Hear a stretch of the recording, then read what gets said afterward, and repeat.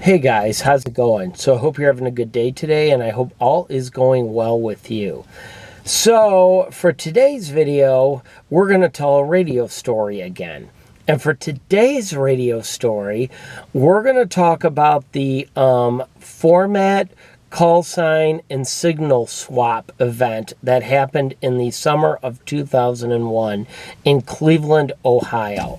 Now, I had to take some notes because there's no way I was going to remember all this because this is really complicated, and you're going to see what I mean in a minute.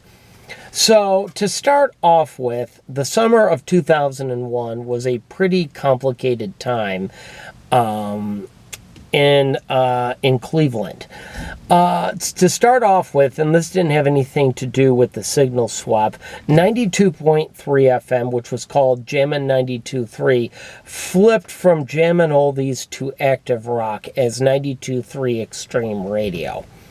Now, what happened about 2 years before was Cleveland's popular alternative rock station, 107.9 The End, was sold to Radio 1, and Radio 1 dumped alternative rock for hip-hop and R&B, which left Cleveland without an alternative rock station.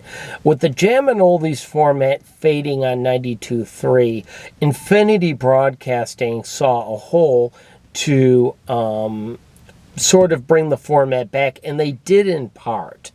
Extreme Radio really wasn't like The End, but they played a lot of alternative rock, and they played active rock, so it was really more of an active rock station with an alternative lean to it, and it was a little harder than what 107.9 The End is. But nevertheless, Cleveland had gotten a brand new radio station in the late spring of 2001.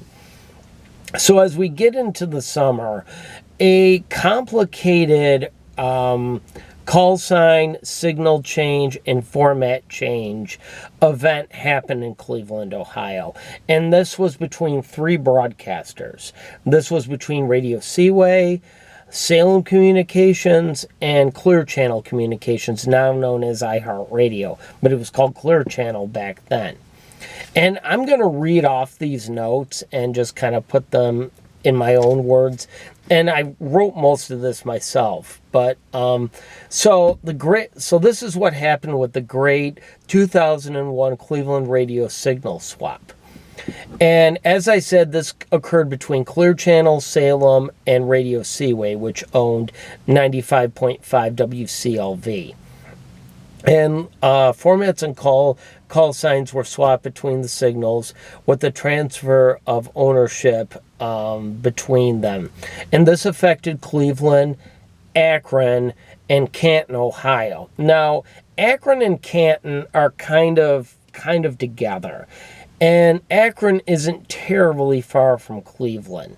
So, if you guys aren't familiar with the state of Ohio, that's kind of what's going on here. And of course, that's on the east side of the state. And I know I have viewers that are from different parts of the United States and some from Canada. So just in case you didn't know. So we'll start off with the first part. So 104.9 WAKS, which was known as 104.9 KISS FM, was owned by Clear Channel Communications. So Clear Channel sold 104.9 to Radio Seway, the owner of 95.5 WCLV. The classical format moved from 95.5 to 104.9. So the format on 104.9 became classical. And then the call letters were changed to WCLV from WAKS. In turn, Radio Seway sold 95.5 FM, which was the original WCLV. They sold that to Salem Communications. Salem changed 95.5's format to Christian contemporary music as The Fish, and they changed the call sign to WFHM. So 95.5 is now Christian contemporary, 104.9 is now classical WCLV. Now, WCLV gave up a very good signal. 95.5 has a full covered signal of the market and then some. And they moved to 104.9, which has a much smaller area. So they basically did a downgrade here. And with the classical music format never being very large and dwindling by that point, and WCLV was a commercial classical music station up until that point, it made sense to sell the signal to generate more money and to keep the classical format on the air, as trying to sustain a commercial classical format by that time was just not feasible anymore. So, and this will all start to make a little more sense as I go on. So 1420 WHK is sold by Salem, and they sold 1420 to Radio Seway. And I believe I'm right here. The call letters changed to WCLV. And what they did was with 1420 is they flipped 1420 to adult standards. They picked up a format that was going to be dumped by another AM station, which was AM 850, which was going to dump adult standards for sports. So Radio Seway acquired 104.9, and they decided to buy an FM station, or buy an AM station as well. So they bought 1420. I believe I said 1420. Yeah, they bought 1420, and they put the adult standards format on that, which is no longer on there. So as we get into the story, WHK FM 98.1, which was a simulcast of 1420, Salem had acquired Salem had 98.1. And then they sold the station to Clear Channel Communications. And they flipped the 98.1 to Adult Contemporary as WKDD, which had moved from 96.5 FM. And they the new 98.1 WKDD was Adult Contemporary, just as it was on 96.5. So WKDD on 96.5, and this signal was out of Akron, Ohio, picked up the CHR format from 104.9. So they became 96.5 KISS FM, and then the WAKS call sign moved from 104.9 to 96.5. And then again, the adult contemporary format made the move to 98.1. And then finally, WKNR 1220 swapped signals with 850, which was known as RMR. Sports moved to 850, and they changed the call letters to WKNR. And then religious programming moved to 1220. And then 1220 became WHKW. And then again, 850 became WKNR.